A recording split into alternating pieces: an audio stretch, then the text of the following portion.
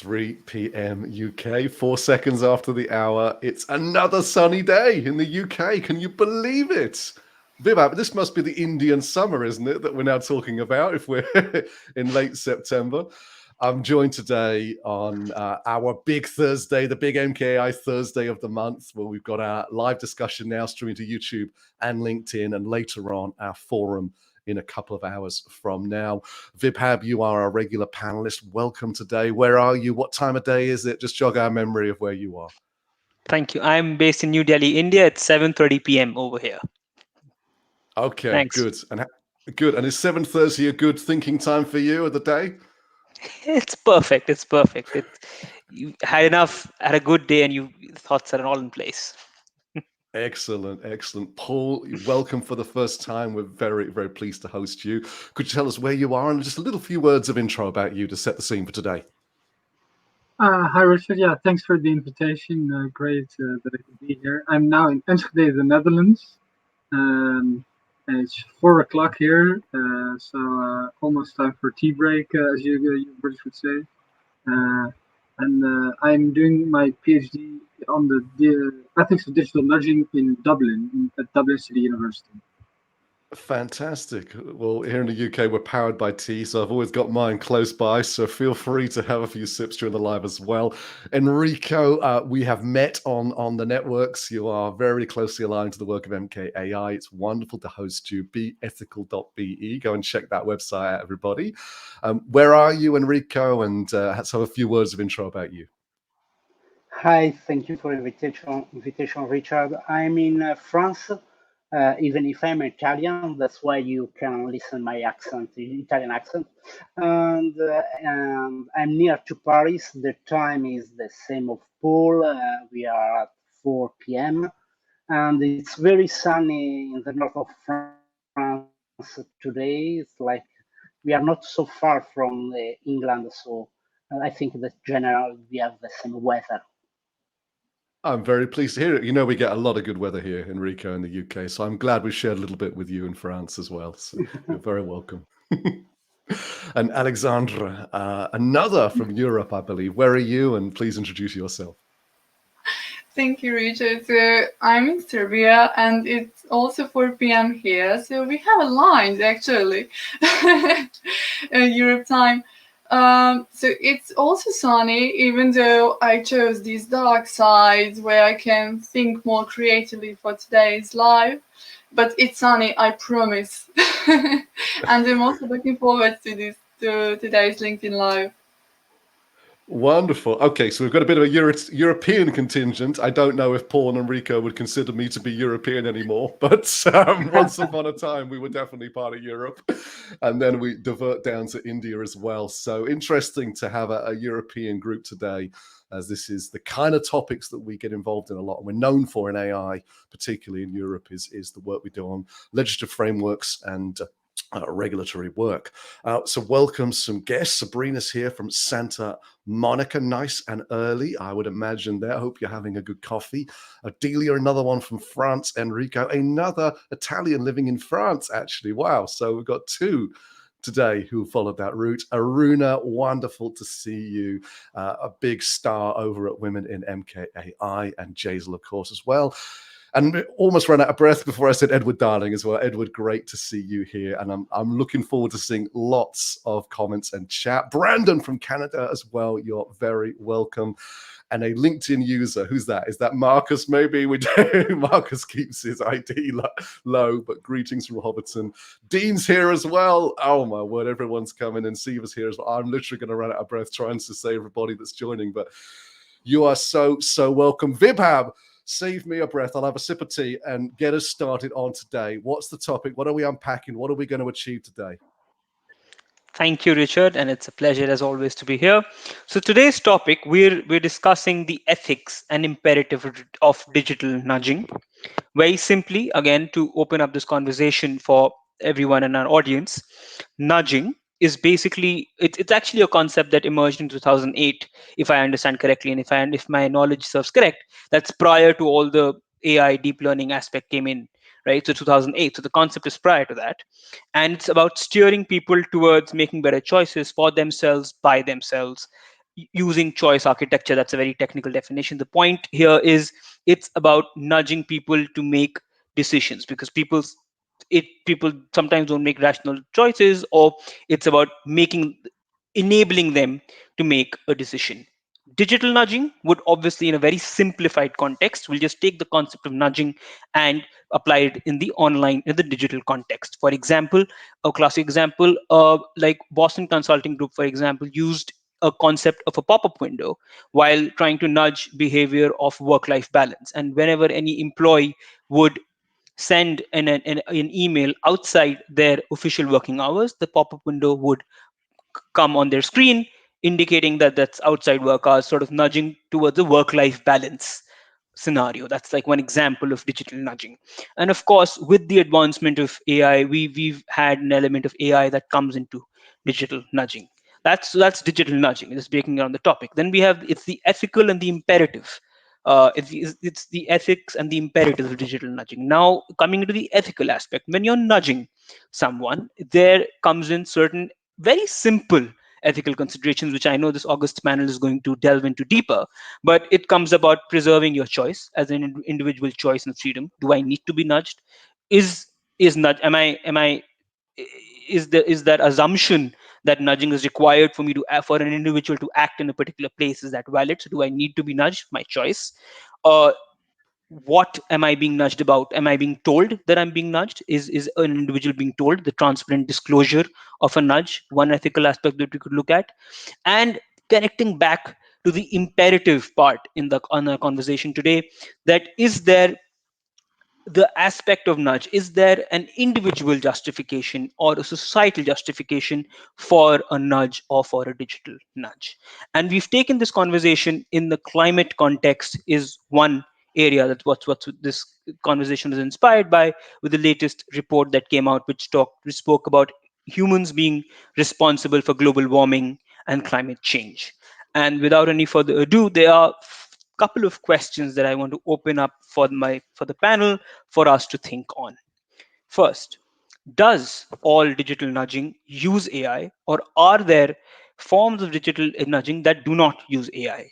MKI follows this concept of demystifying AI. So probably this distinction, is it digital nudging with AI or digital nudging without AI? Is there a difference? Second, when we look at the ethics of digital nudging, and this, I must say, we at MKI, we have these conversation channels, and this has been quite a fiery debate, and this question is emerging from those conversations.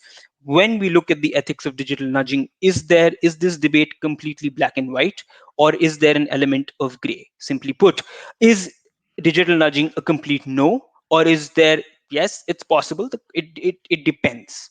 And that's one thing that we can explore. Third, imperative, obviously, is it vital enough? So are we ignoring the ethical aspects for a second?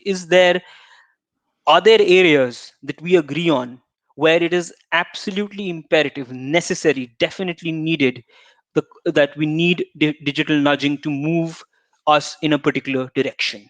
And if the answer to that is yes, hypothetically, then is climate change on that list, or should it be on that list? Is nudging in the context of climate change important? And if you're looking at digital nudging that uses AI, then is there anyone currently that is using it in a good way? If not, what could they do to improve?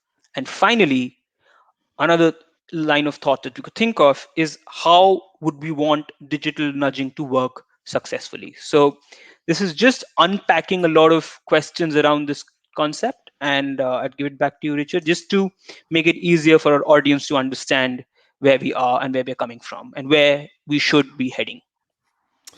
Quite brilliant, Vibhav. Thank you so much. We've got 50.5 minutes on the clock, and you've set us up there to cover a lot of ground. I'll just say hello to Shibu from Dubai. Listen to this. Sulika from Chicago. Daniel from Ghana. We have a LinkedIn user, because if your API settings block it, then we can't see it. You can go and change those on your settings in LinkedIn if you want. But from Korea, Hesam from Iran, Karen, who bridges UK and travels, Hazel from the Philippines, And then we've got Michael Steiner who's come in, who's with Best Robotics. He's put that in, so we'll give him a shout out as well. So this is a global audience today, a global panel, and I'm delighted to be here. Paul, let's come to you first. And actually, I'm going to get steered by a question that I can't see the author of, but they can give me a shout, let me know who they are. I'm going to pop it up here on the screen as well.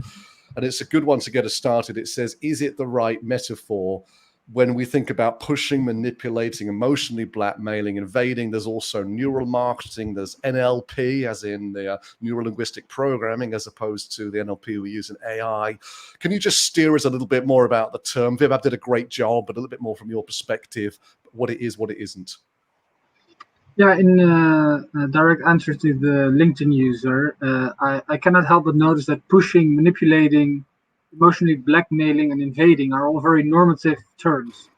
And they might very well be applicable in certain contexts, but I think in order to have a good discussion about nudging, it's very important to first unpack what nudging is in technical terms without any normative statements, and then we can have a discussion about whether that is right or wrong, useful or not, and maybe, and there we can add nuance, if there are certain contexts where it is allowed, or where in certain contexts where it is not allowed.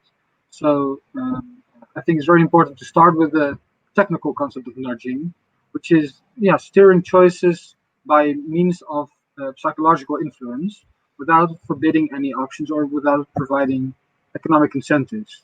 So there's this idea of nudging being which is very fundamental to behavioral research on psychology and economics, and people can be steered towards certain choices by arranging their environment in such a way that it becomes easier or natural to follow a certain path.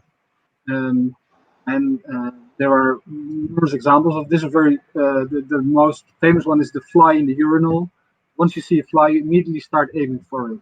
Well, we can have a large discussion about this one. This is just to show what nudging is, but I certainly don't think that the fly counts as emotional blackmailing. So that's at least one example of a very innocent nudge, I think. Paul, thank you so much. And I guess it doesn't encourage people to urinate on actual flies. So I think we can probably steer clear of ethics on that particular one. Enrico, let me come to you, and Paul, actually, you may want to chime in slightly more on this as we go through this. But nudging, we're well known for its success in areas of financial implications, getting people to opt into pensions, and also it's shown up a lot in healthcare as well, in things like organ donation and so on. And Paul's been steering us there towards already sort of opt-in biases and so on, and the differences they make as well. So one of the comments that we came across in setting up this session was Richard Taylor, who wrote the famous book Nudge. And he's re-released what he calls the final edition this month. And one of the quotes from it is he says that digital nudging can't solve climate change, but we can't solve climate change without nudging. How does that comment land on you? What does that mean to you when you hear that? Honestly, it's quite mythological as a definition, because it's like using nudging for solving every kind of problem. And it could be a tool to improve a process, but not the only tool to do it. I could exactly say the same with education. And just to add to something that Paul said about nudging, I think that nudges has always existed. You can find nudges in history, in Greek mythologies, in the last centuries, and I know every hacker that used social hacking, social engineering to do an hacking, any kind of hacking, they used already psychological biases to make people behave in a certain way.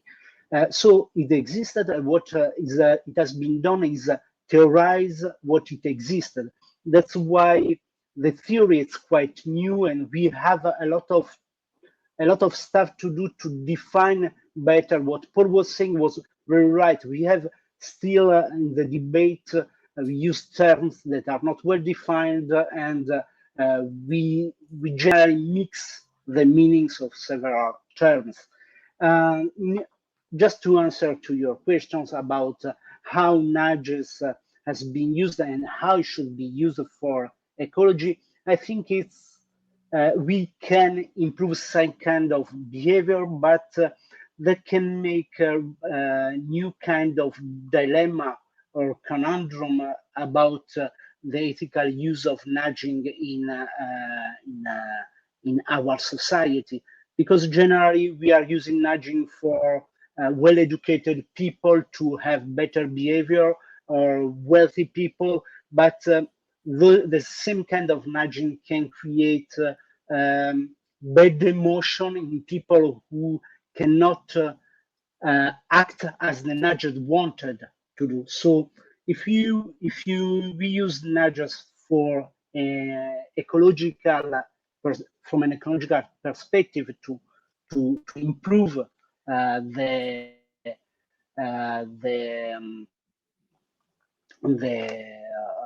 behavior of people in this sense, we risk at the same time to forget a great majority of people that cannot behave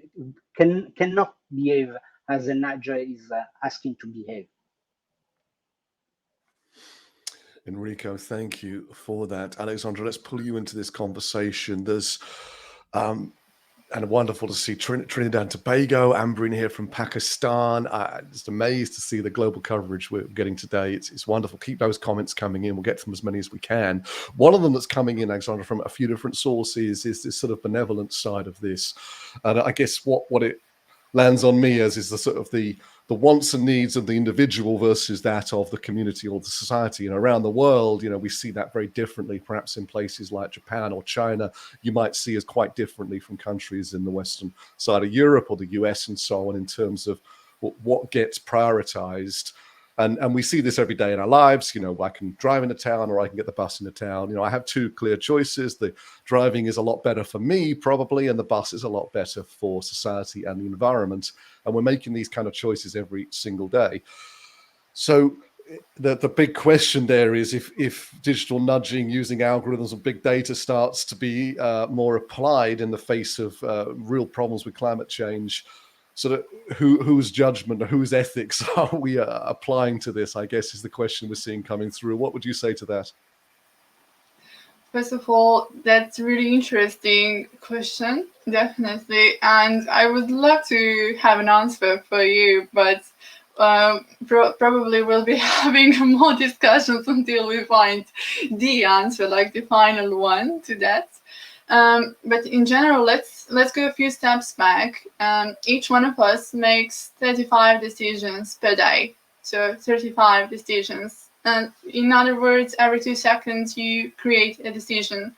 1, 2, and you decided to stay with us at this LinkedIn Live, for example. That's one.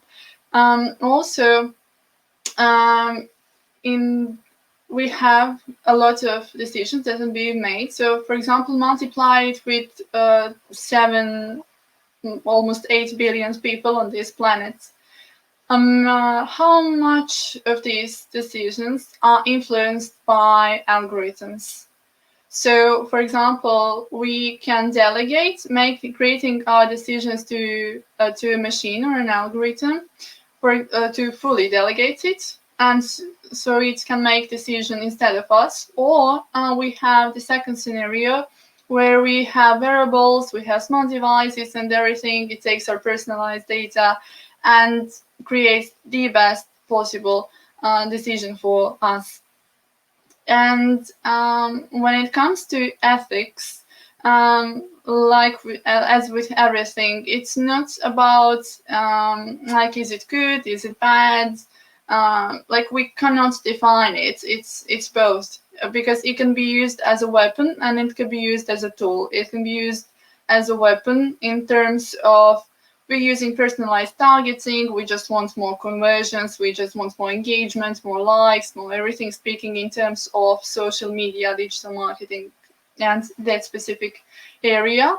Or we can use it as a tool. So consciously, not unconsciously, we can, instead of using our fast brain, according to Daniel Kahneman and his book Thinking Fast and Slow. So we shouldn't use fast brain to make certain decisions. Like I'll just throw out this plastic bag or this plastic plate that I had meal from. Rather, we go back to our slow brain that makes more accurate decisions and ask ourselves, how can I contribute? Bless you. How can I contribute? How can I contribute to make this world better?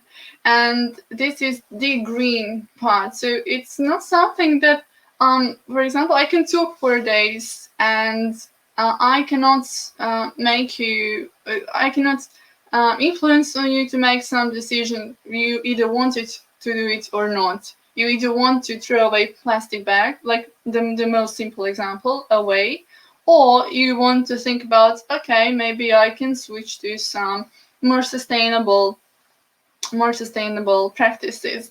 So there is no like ethics is pretty simple and pretty complicated at the same time.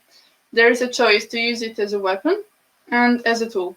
If you want to use it as a weapon, the results will be bad, the outcome will be bad. If you want to use it for good, you can motivate people and inspire people by your example to be more conscious about what's going on. Of course, there are a lot of algorithms, and we are influenced by a lot of everything. But let's see what let's separate our decisions that are really ours from digital decisions that come from digital nudging.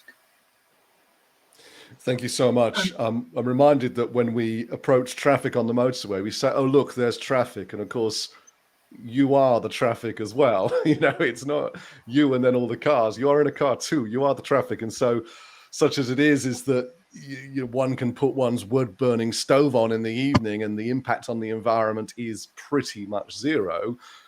But the problem is you're one of 100 million people doing it. And each 100 million people are making that decision, and then it becomes a critical mass that causes incredible problems for the stability of our environment. Paul, so this is your day-to-day, isn't it? This is your research, your work.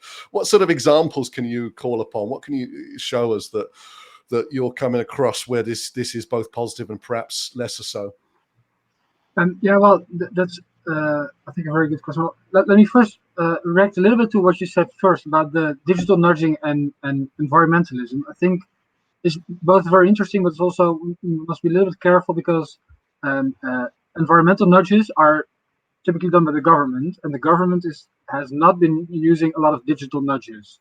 They use more regular nudges. The government has no big digital platform to massively influence behavior. So digital nudges are coming from companies, and not most companies, but a select handful of companies that own large amounts of big data. Second, to go to an example of good and bad in nudging, I don't think it's as simple as to say there's good and there's bad. There's good intentions, there's bad intentions. I think that we can very concretely say that we can expect nudges more in certain places than in others, digital nudges, because the mechanisms and our institutions give certain incentives to nudge in certain places. Digital nudging is mostly done by companies in the business of selling advertisements online. In other words, Google, Amazon, Facebook. And they have huge incentives for doing this. And digital nudging is so effective in these online environments because when browsing online, we're not making very conscious decisions. You can say we're in a state of intuitive decision making. And then this is the moment you're most vulnerable to being nudged. And this is also the moment where these companies have a lot of control over the context. They decide how the interface looks, they measure everything you do, and they measure how everyone else acts, and they can personalize your experience by extracting knowledge from all the data they have. So digital nudging is to be expected specifically in the area of digital advertising. Here you see a lot of problems pop up. And the other point that you can make is nudging is for good. This is an example to me of where we should be very careful because there are a lot of harmful effects. If you look at nudging for good, there's also reason for concern sometimes there, because we can say, well, of course it's good to nudge people towards more environmental conscious decisions. We all are in favor of that. But we must ask ourselves, to what price? And do we think that it's the best way to nudge people, in other words, to take away their conscious decision? Or should we maybe improve on their conscious decision making instead of taking it away in climate ecological areas? So in both areas, both the digital nudging, which I see in companies and advertisement, and the governmental nudging for social good, I see it's both a little bit more complex. And Paul, just staying with you a bit longer, we're not actually talking about the nuance of subliminal marketing here, aren't we? I think that the complaint around Cambridge Analytica, for example, is that if you see a billboard for Diet Coke, you know what the exchange is here. They're trying to convince you your life will be better if you have a Diet Coke, and it's worth the 60 pence or whatever that it costs to do that. Cambridge Analytica was influencing people online, through social media, but we had no idea there was even an agenda. We didn't know we were being moved towards a particular outcome. But it does touch on this a little bit, because you mentioned the big technology companies and the sort of the opt-in isn't there and the opt-out and them staying within the law but taking you to sort of default decision making. We've all been on the cookie acceptance where it's 1 click to accept and then 5 clicks to explore your options just to read one article. I mean, madness, really. And what we have here is a whole bunch of innate human social and cognitive biases. For example, we're probably wired towards short-term thinking. There's elements of apathy in what we do, elements of laziness, really. I mean, I know that nobody wants to read a 50-page T&C document, but we do find the shortcuts, don't we? And you can exploit these, can't you? And so are we in that zone here? Is nudging looking at those behaviors and biases and knowing that you can steer people to them, or are we a slightly separate conversation? Because the way you were describing it, nudging sounded like it was far more upfront and it wasn't subliminal. It was about offering a very clear different choice or default. Is that right? Well, subliminal, like if you mean subliminal, like subliminal marketing has traditionally been understood as using micro fragments in videos that cannot perceive by the brain. I'm definitely not talking about that type of subliminal advertising. If you mean subliminal in the more colloquial sense of influencing unconscious behavior, that is certainly very much part of the nudging discussion. In fact, I think it's all that nudging is. It always targets the unconscious processes in the brain.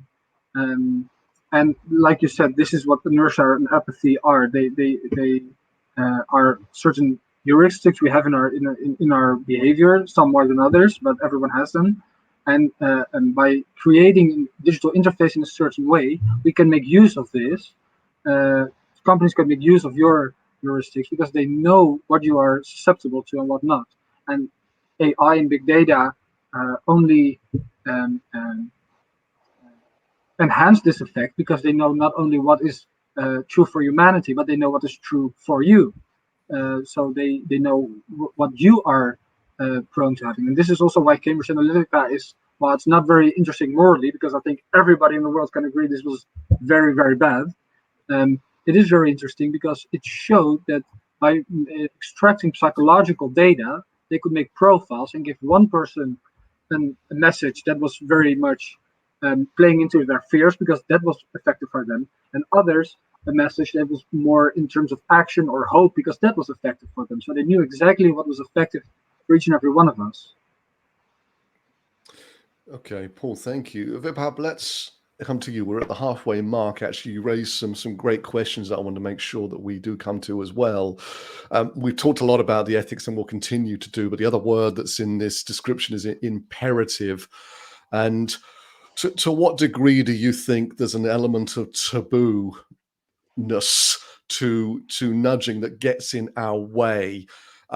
I mean, I'll be in danger here of speaking out of turn a little, but I'll risk it. There's what we call developing nations around the world who are having the opportunity now to access products, services, food, vehicles, and so on that en masse will be extremely bad for our environment. And there's sort of a sense of, well, we can afford it and we want these things and we deserve these things. And why on earth should certain parts of the world have had access to these and now we can't? But we have to sort of break through that narrative, because physics doesn't care what we think we're entitled to. Nature doesn't care about who's had what so far.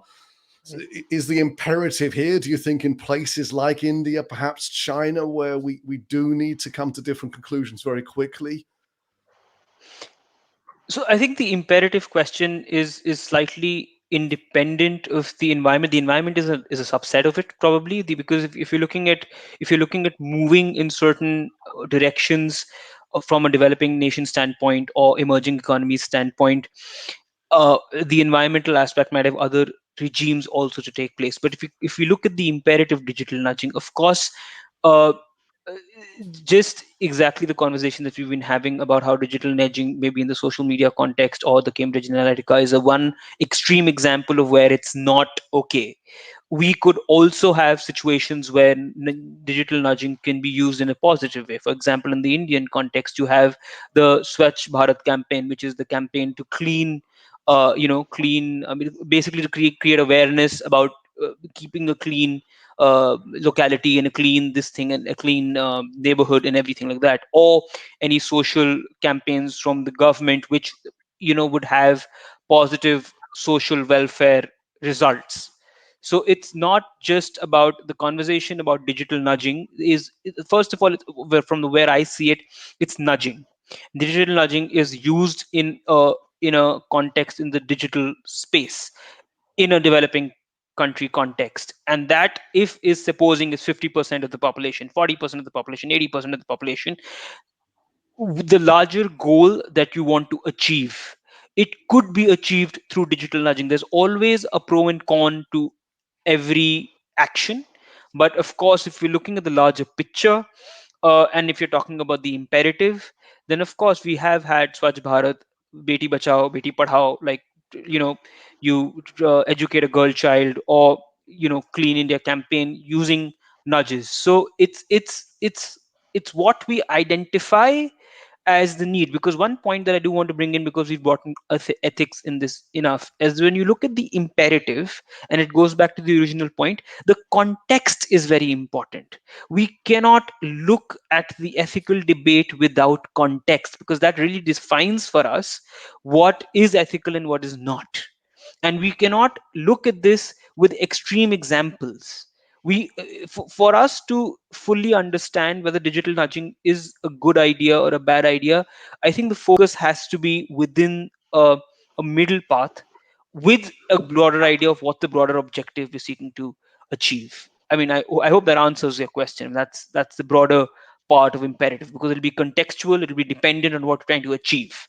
Until we don't know, or till we're not asking that question, I'm not quite convinced that we can build, we can address the imperative part, because then that'll tie back to the ethical part. Because the ethical part, it would become ethical if the individual choice and a societal benefit justifies the nudging, and that is your imperative, at least in my view. So I think it's interconnected and a subset of the larger conversation that we're having.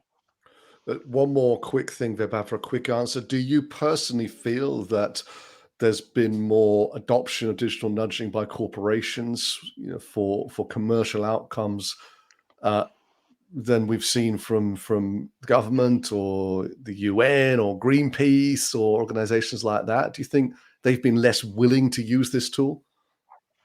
But definitely there is a significant amount of digital nudging from corporations, in the sense that there is. I agree with. I mean, I think the big corporations are definitely using it in a much more prominent manner than other areas, and that sort of comes back to our original debate. If organizations such as the UN, maybe for climate change, maybe for any other larger societal goal, if our need is clear and our justification is strong, maybe it's a good idea to explore it. But the problem is that this debate is so black and white sometimes, that we probably, it from a non big corporation perspective, maybe it's a missed opportunity. It's tough to speak without context, but possibly could be used? Enrico, just while we're on the bigger stuff, and I guess this is the question that prompted all of this really, is that we know that the likes of Amazon and ASOS and eBay and so on, that they're looking at a basket page, a product page, a checkout page, and they're incredibly committed to increasing the conversion on that. And there's nothing off the table, right? Within reason. Anything that data will show that can make that 0.1% higher. And it works. It works extremely well. It works so well that the founder of Amazon could just go into space if he feels like now. I mean, he can set up an anti-aging company if he feels like. I mean, he's so rich from this. Yet in society, we have no narrative of environmental sustainability. I feel that I could drive a Humvee up to a golf course right now and somebody would say, nice car. Like, that's still the wrong side of the tracks for where we need to be. So are we holding this as a sacred cow or something, Enrico? Have we got to let go of some of this? I think that what Paul and Vibhav has been saying is quite correct, and I'd like to come back to what Paul said about the difference between digital nudging and classical nudging, physical nudging. And that's very important because sometimes I'm thinking how industry can use digital nudging for the climate change. For example, can you imagine an airplane company just stop you during the process of buying a ticket, saying you, why don't you take a train to go somewhere because it's more ecological? They won't never do it, and they can do it because they have a lot of data, and so they can nudge in the action of buying something because it's their objective, but they will never nudge you for the climate change. The only thing they can do in nudging is make you spend something about the CO, the carbon tax. Yeah, so it's the only thing they can do about it. But generally, you are thinking about normal physical nudging, and we have a lot to do. And you in England and we in France, we do something very simple about a particular kind of nudging as largest with the tax on the plastic bags. You know, can you remember a few years ago we had a tax, and we see in our seas a decrease of the presence of plastic bags in the beaches. So a simple nudges asking for 20 pence for a plastic bags reduce the impact of plastic in the seas. So this is a real nudge that government can do. But I agree with Paul that at the moment digital nudges and nudges AI announced are used only by big companies that already have a lot of personal data that can be used to create more nudges, more performant for their objective. So I think that this distinction should be well defined. Enrico, stay with me a bit longer on that one, and Paul and Aleksandra will come to you in just a moment. Anna, of course, welcome from Mexico. Wow, you're traveling around. It's amazing. So Vibhav referenced 2008 when the book came out, Nudge book came out, and I read somewhere, it'll be about this, but 400 nudge units were set up around the world, particularly in government. The UK famously created a nudge unit that seemed to be very successful in areas that weren't focused on the climate. So let's come to the digital nudging part of this a little bit more, because we know that a lot of that would be, analog, old-fashioned type of nudging, and that's fine. But 2008 to 2021, as Vibhav mentioned, we've come a long way in data storage, data analytics, and of course in deep learning, meaning that we can do so much more. What are the algorithmic and big data implications do you feel 13 years after we started creating these nudge units? A big question, I know, but what sort of light would you shine on on the amplification and scale of nudging with the tools that we have now? Are you asking to me or to anybody else? I am asking you, but your long pause, I can throw it Okay. across to somebody else if you would prefer. Oh, no, it's fine. It's fine. I have an ethical concern about the long-term use of nudging, and I think that we already talked about it, about what the ICO is doing in England with the children's code, and they are working on how to protect children from nudges. And that's very important because in the long term, nudges can just have an impact on the cognitive and emotional development of children.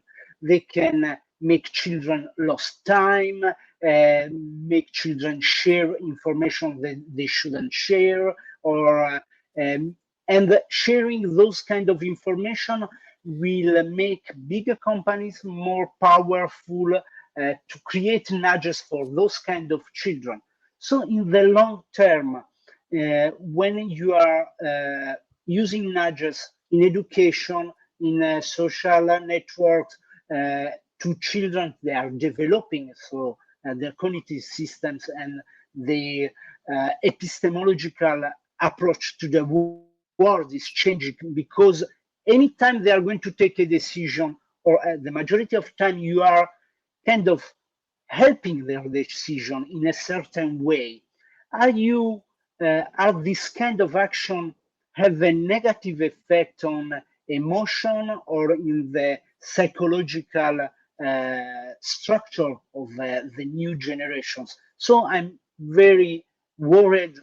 I don't know if it's good or not yet, because we don't have any data to analyze it. But I think that, for instance, we should protect the new generation to avoid a big problem in the future about it. And we should reduce the use of data that we use with nudges in a short term for short and very defined action. And I think that we should audit those actions from a third party, so we know when an action is done with an ethical approach or not. Thank you, Aleksandra. We talked about long-term outcomes there. One question for you. Do you think we hold on to a sovereignty around our decision-making that perhaps isn't as real as we think it is? Vibhav talked about black, white, and gray at the beginning of this conversation of analysis. Well, we make all these conscious decisions every day that you described earlier on, 35 and of those. And certainly in the West, I think we have this idea that we are the product of our decisions, that we make these knowingly and consciously and with the best of foresight. Whereas I think it doesn't take much to realize that that isn't the case. And that actually a lot of this is the product of the culture that we're in, and peer pressure and parenting and all the subliminal things in both senses of the word that we've just seen that day without even realizing. Before we even get into the science and what even are we, and the evolution and microbes and bacteria and the influence they could be having on our brains and so on like this. So do you think we're holding on too much to our own concepts of decision making in the first place that are less personal than we think? I agree with you, and actually 80% of these 35,000 are made unconsciously. So only 20% matter, like we are aware of them. So if we take this, and if we are living in a society that where we are finally becoming more aware of who we are, what's our history, what is this data all about. Along the time we have collected a lot of data, and now that it's being analyzed, that it's being put in some AI models, that it's the base of some AI systems, we are now extracting some insights from there, and we see that none of it is perfect. None of us are perfect. We as a human beings are designed so that we can learn. We can learn from our mistakes and we can learn from our history. So it's actually our decision if we want to create awareness around that personal data, this public data, to really understand what is it and what is it all about and what purpose it has, rather than just going around and saying like, it's not our fault, it's happening to us, and we are like, we don't have the power to control it. No, we have all the power that's needed to speak up. And for example, as we are today speaking about digital nudging and long-term implications, so there, I think most of what is happening to us today, for example, things such as digital nudging, etc., are happening because there is no education around it. So in order to understand something and take action towards something, we need to educate ourselves, educate people, educate societies according to their cultures, with all due respect to their diversity.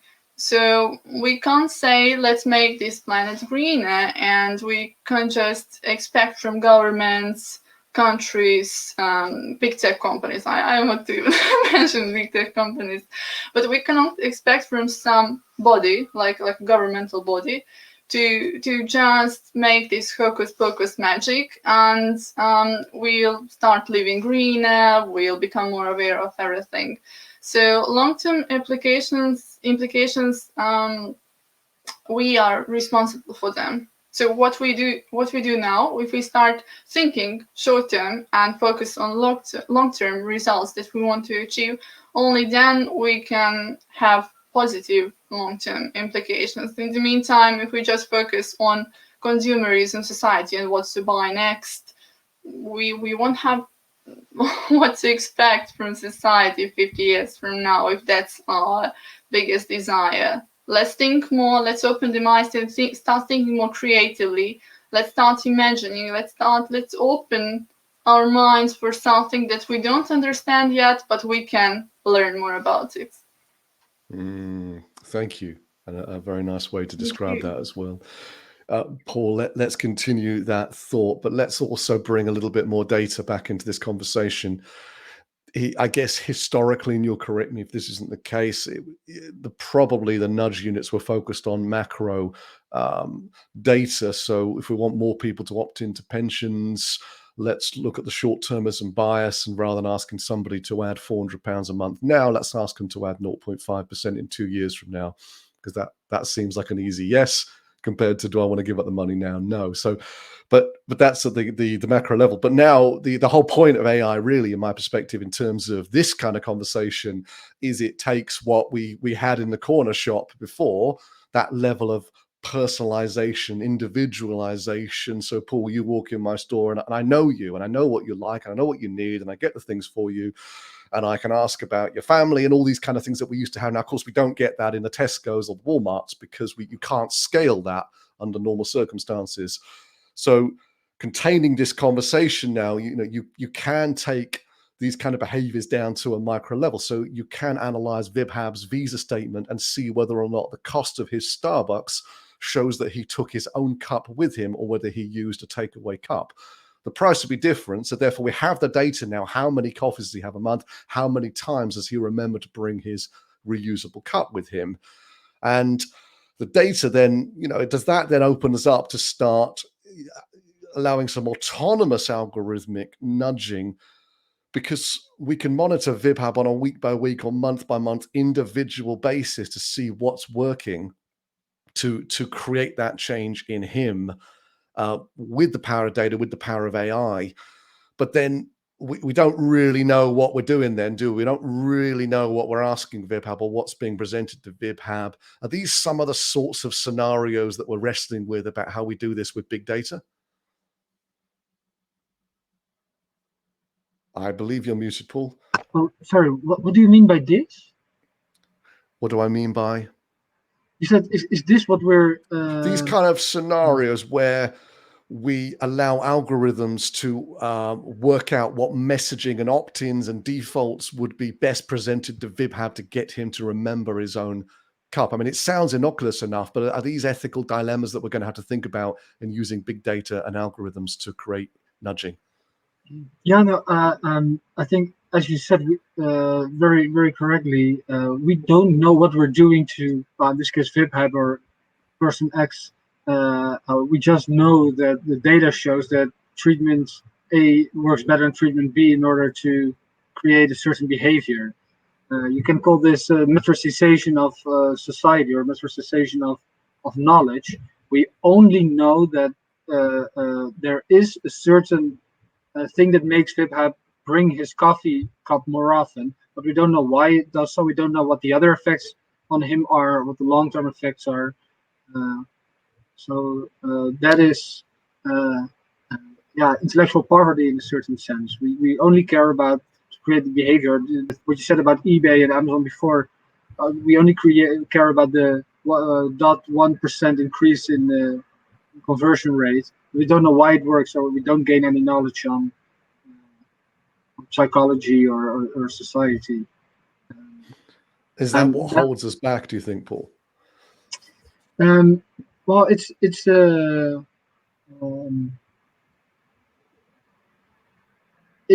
holds us back in society because we have the smartest people in the world working on algorithms that we do not completely understand, and they don't need to understand. The reason they create these algorithms is to increase conversion rates. End of story. And we don't go any further than that. And I think long term that this enables advancements in knowledge and also maybe in moral growth. Yeah. It does make me chuckle, Paul, that I do sometimes think if we could describe what's wrong with the world in one sentence, it's what you're describing, that the smartest people in the world spend their time trying to work out how to get me to buy another pair of sneakers. yeah, it's true. Yeah. Something for us to work on. Vibhav, we're steering towards the end of the time. You raised a number of different questions. You have your own views on long-termism. What are you hearing? Is this conversation opening up more questions, or are we starting to find some resolution and some answers from the conversation and what we're seeing in the chat as well, if you don't mind? Thanks, Richard. I think there are a couple of things that is very well evident.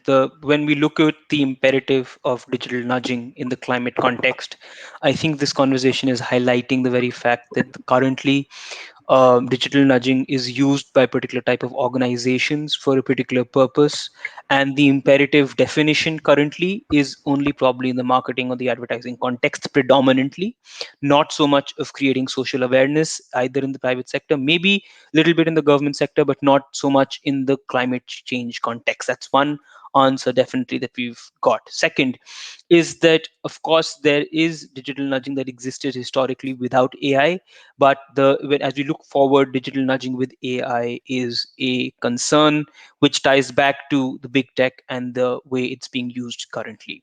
Third, one thing that I did want to bring in, and I agree with Enrico, and I'm with the fact that there will be a certain level of infrastructure of trust or accountability or audits that will have to form the basis of the future.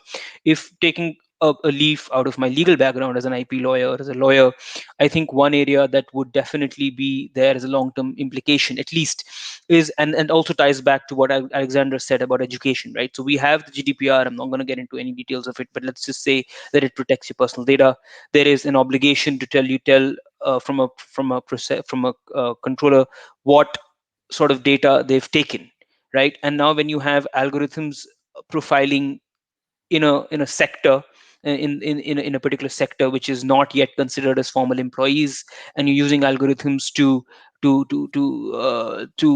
take making automated decisions or profiling them without giving them any knowledge of how you're doing that, I think if you're looking in long-term implications apart from children, which was a very important area which Enrico highlighted, I think in this sector as well, the gig economy, there will be a certain level of clarity probably, because like for example in March 2021, if I remember correctly, Uber drivers were recognized by the UK Supreme Court as workers, and those are areas where algorithms are being used in terms of nudges in their job, and it contextualized and bring it in India.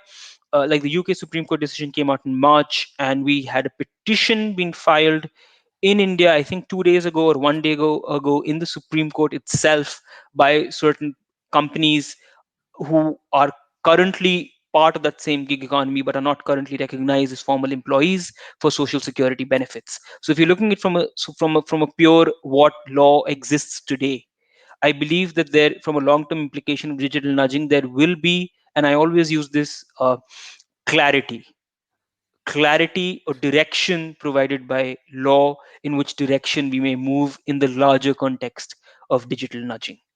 So that's the main point here. And stay with me for just one more moment, and then we'll to close. I'll ask for a quick word from Enrico on the session. We used you as an example in the Starbucks scenario a moment ago, so please forgive me if you're not a coffee drinker or don't shop at Starbucks. But what about how would you feel about? Let's give you a slightly different scenario, but on a theme. Let's say that you've got a smart device in your home, and predominantly from Google. You've got Google Nest, you've got smart sockets, smart lighting. You've got Google Home devices, you've got a Google phone or Google Android on your phone, and so on. So there's a lot of data that Google have access to now.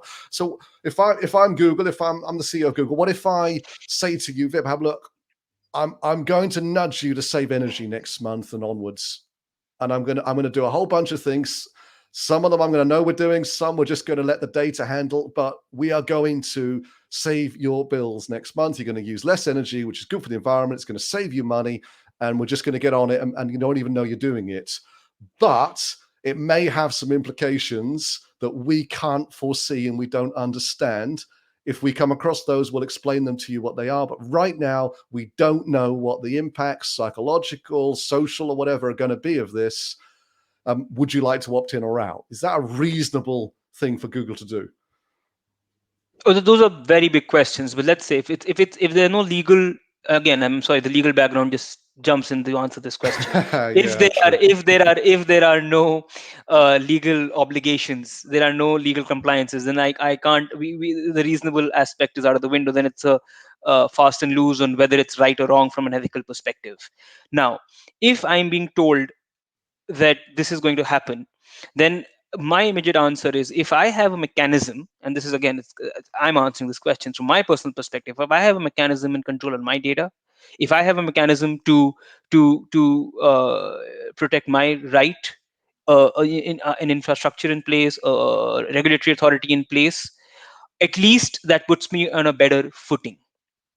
I don't know whether I'm sure I can opt out, but if I'm living in this web of Internet of Things where everything is interconnected, I could opt out of one feature, but there could be something else that could still bring me back to what that particular service provider wants from my data. So what is more important from a larger macro perspective is, am I being placed by law, legal mechanisms, governance mechanisms, other compliance mechanisms in a manner that allows me to have a voice when something goes wrong? I think that's a far more important point when we think in a long-term perspective. Enrico, you think about things like this. We've got 2 minutes on the clock. What would you continue from Vibhav's thought process there? I'll ask you to unmute as well, Enrico, if that's okay. Sorry for that. I'm very positive about nudging. I think that they can help in certain area.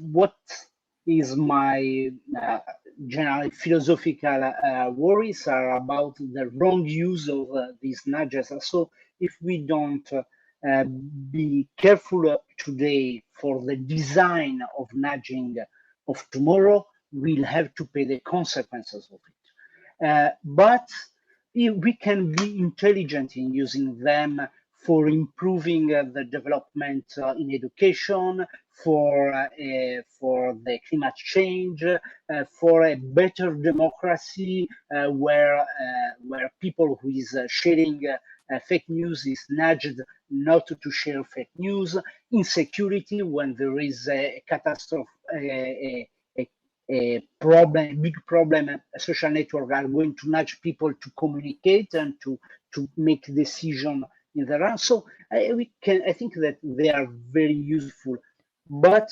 they need a lot more of ethicists and philosophers around to work on the possible ethical problems that they can cause for us and for future generations. Enrico, thank you so much. We've got a few seconds on the clock. I do think that Twitter could definitely nudge when you go to tweet and just go, man, that's a really aggressive message. That's a really nasty message. Are you sure you want to send that? And if you are, why don't we put a half an hour delay on it? Give you half an hour to come back and decide you don't want to tweet that. I mean, that if you're listening, Twitter, please do that. Please put the safeguards in. Aleksandra, Paul, last word. We've got a few seconds. Last word from today. What do you want to close us today with? Aleksandra, you first. Education, awareness, and please, people, take some actions. Don't just sit there. We are talking, but all of us need to take action. And only by taking actions we can learn what we need to do to learn. Thank you, Paul. It's been a great pleasure to host you today, and I wish you continued success with your work in this area. A final word from you on today, if you would.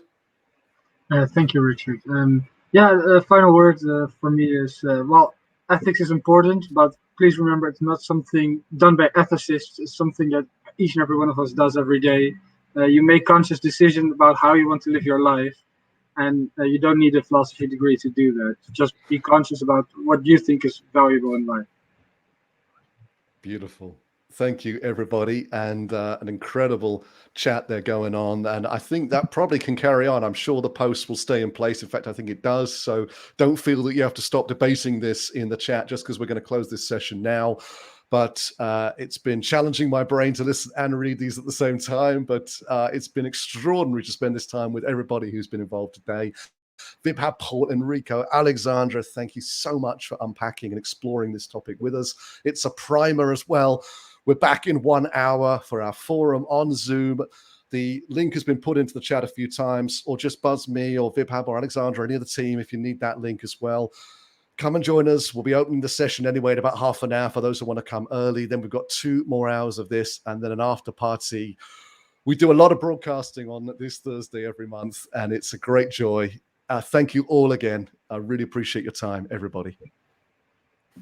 Thank you. Thank you, Richard. Thank you.